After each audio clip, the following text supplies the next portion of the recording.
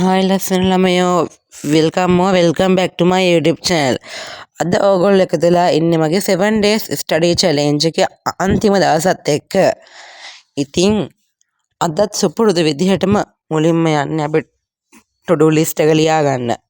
මේ සතියේ ඉරිදා නැත්තම් 7 days study challenge එකේ අන්තිම දවසේ මම දාගත්තේ tamil. ඉතින් අද අපිට tamil papers ලියන්න tamil grammar lessons පාඩම් කරන්න වගේ දේවල් තමයි අද දවසට තියෙන්නේ. ඉතින් ඕගොල්ලෝ හිතනවාද මම 7 days study challenge එකට හොඳට මුහුණ දුන්නා කියලා. දවස් 7ේම හොඳට පාඩම් වට්ටේ කරා කියලා.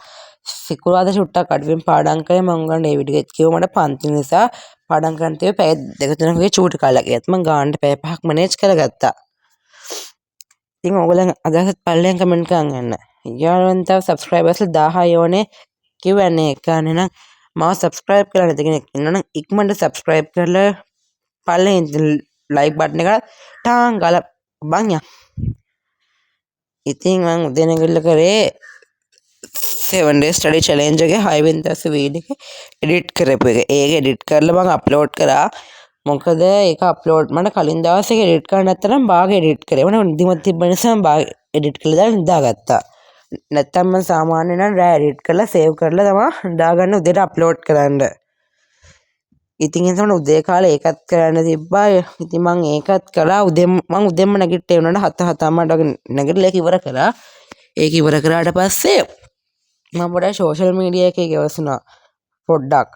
මම මේ දවස්වල බලනකොට කතාවක් තියෙනවා.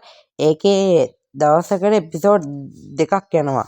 කලින් ගිය කතාවක් දැන් අලුතෙන් ආයෙ පාරක් දාලා තියෙනවා. දවසට එපිසෝඩ් 2ක් දානවා ඒකේ. ඉතින් මම ඒ කතාව බලනවා. ඒක චයිනීස් එකක්. ඕගොල්ලෝ මේ කතාව බලනවා නම් කමෙන්ට් එකක් දාන්න යන්න මම නම කියන්නේ නැහැ. ඉතින් යාළුවනේ මේ වීඩියෝ එකෙන් පස්සේ ඕගොල්ලෝ මොනවද ඕනේ?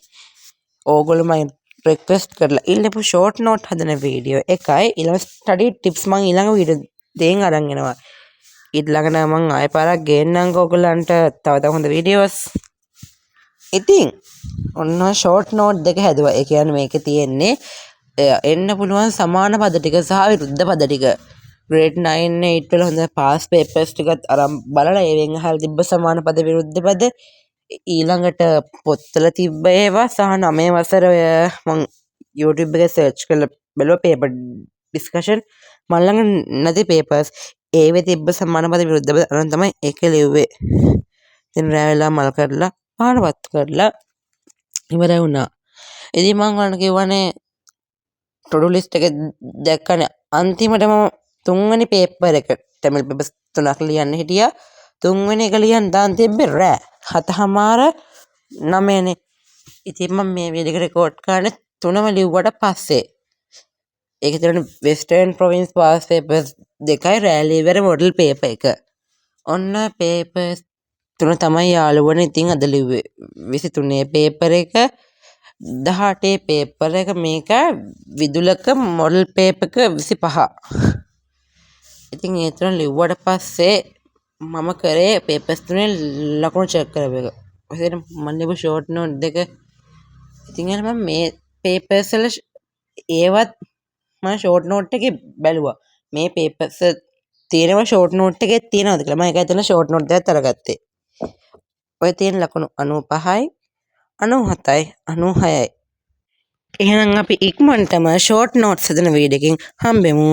එතකන් ගිහින් එන්නම්. බයි බයි. පරිස්සමෙන් ඉන්න.